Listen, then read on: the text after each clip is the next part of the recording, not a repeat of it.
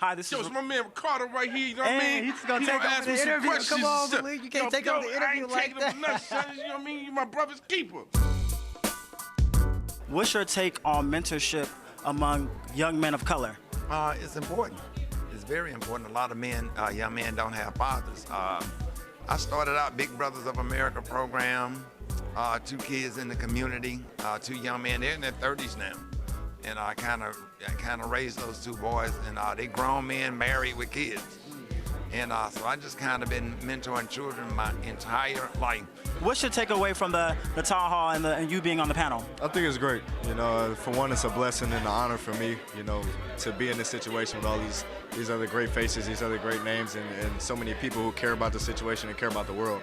You know, it's amazing to be here, and hopefully I can just give my 2 cents and what the NBA is doing and what we're doing on our end with the Wizards and hopefully be able to make a big impact. I think the Mount My Brother's Keeper piece is obviously bigger than a town hall, and so I, like many others, have been all over the country trying to encourage organizations that have already been doing great work to connect not only with the initiative, but for people to connect. I think the most powerful thing about My Brother's Keeper is that we didn't try to create something new.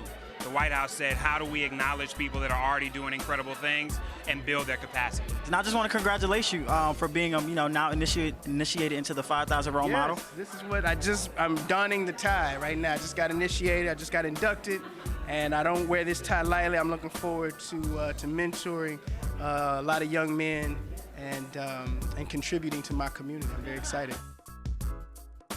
And Malik, I want to ask you, what are some words of encouragement and wisdom that you have for young people of color today, especially young black men or men of color? Number 1, you ain't been nobody till you've been yourself. Think about that. A homeless man said that to me when I was about 20 years old. And I'm 49, and I still tell people that, because a lot of people don't live authentically. A lot of people have a lot of concern about what other people think about them and are afraid to truly be who they are. And I think part of what we're supposed to be is in service to other people. So I think those 2 things, being clear about listening to that inner voice that is God really talking to you. I'm a heavy believer in believing in your dreams and doing whatever it takes to accomplish them. You know, if it's hard work. Nothing in life comes easy. Just be your amazing, wonderful, beautiful black selves and not try to succumb or shift or be somebody else. Don't be afraid to dream. Don't be afraid to follow your dream. Step out on faith.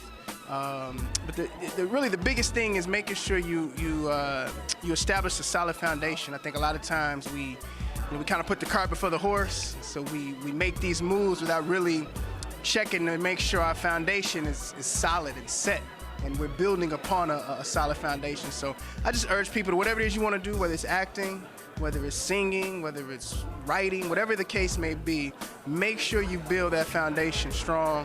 You know, there's really no method to the madness. It's whatever you define it to be, but just make sure you define it in some way, shape, or form, because without a solid foundation, man, the house crumbles.